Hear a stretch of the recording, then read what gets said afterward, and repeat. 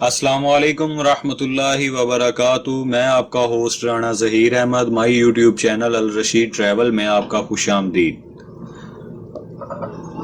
امید کرتا ہوں کہ آپ خیریت سے ہوں گے۔ آج کا ہمارا ٹاپک ہے کہ عمرے کے حوالے سے اپلیکیشن پر کتنے لوگوں نے اپنا اندراج کروایا ہے عمرے کے لیے، عمرے کے لیے کن لوگوں کو اجازت ملی ہے، اس میں انہوں نے ایج کی حد رکھی ہے، اور جو انہوں نے ہمیں احتیاطی تدابیر اور انتظامیات سے آگاہ کیا ہے اس پر ہم بات کریں گے۔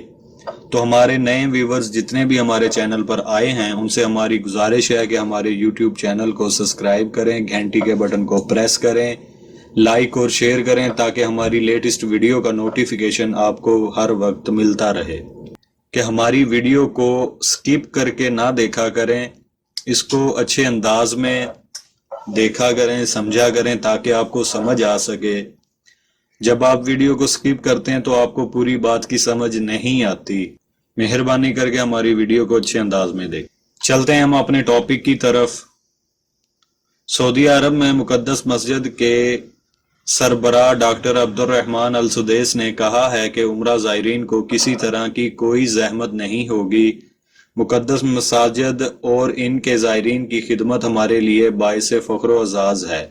ایس پی اے کے مطابق السدیس نے کہا ہے کہ مسجد الحرم اور مسجد نبوی کے زائرین کو نئے کرونا وائرس سے بچانے کے لیے حفاظتی انتظامات کر لیے گئے۔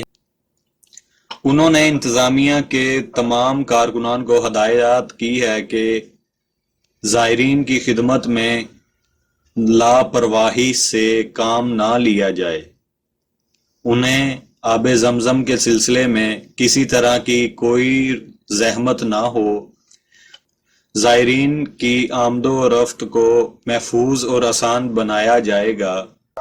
عمرہ زائرین کی صحت و سلامتی کی حفاظت کے لیے جو اقدامات کیے گئے ہیں، اس کے مطابق مسجد الحرم کو آئندہ اتوار سے ہر عمرہ گروپ کے داخل ہونے سے پہلے اور نکلنے کے بعد سینیٹائزنگ کا کام انجام دیا جائے گا۔ عمرہ زائرین کو آب زمزم کے بند بوتلیں تحفے کے طور پر دی جائیں گی۔ خانہ کعبہ اور حجر اسود چھونے کی اجازت نہیں ہوگی۔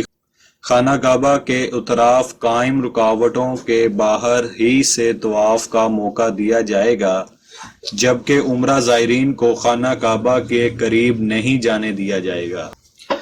مسجد الحرم میں کرونا وائرس کے ممکنہ مریض کو الگ رکھنے کے لیے اسپیشل کمرے بنائے گئے ہیں۔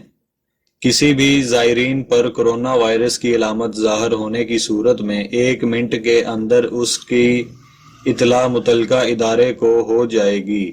اس حوالے سے مؤثر اور تیز رفتار نظام قائم کیا گیا ہے۔ جو اعتمرنا ایپلیکیشن سے بکنگ ہوئی ہے پہلے مرحلے کی، اس میں 16,000 افراد کا مکمل اندراج ہو چکا ہے، اور یہ جو اندراج ہوا ہے عمرے کے حوالے سے یہ 10 دن کا ہوا ہے۔ 10 دن کی مکمل بکنگ ہو گئی ہے۔ عمرہ ادا کرنے والوں کی ایج انہوں نے بتائی ہے کہ 18 سال سے کم نہ ہو اور 65 سال سے زیادہ نہ ہو۔ جن کی عمر 18 سال سے 65 کے درمیان ہے ان کو عمرہ ادا کرنے کی اجازت ملے گی اور وہی عمرہ ادا کر سکیں گے۔ آہستہ آہستہ حالات بہتر ہوتے جا رہے ہیں۔ انشاءاللہ جیسے ہی حالات مکمل طور پر بہتر ہو جائیں گے، عمرہ تمام کنٹریوں کے لیے کھولا جائے گا، تو انشاءاللہ عمرہ اپنی روٹین پر آ جائے گا۔ تو لہٰذا حوصلہ رکھیں، پریشان نہ ہوا کریں۔ اب تک کے لیے صرف اتنا ہی، مزید ملاقات ہوگی ایک اچھی ویڈیو کے ساتھ، تب تک کے لیے اجازت چاہوں گا۔ اللہ حافظ۔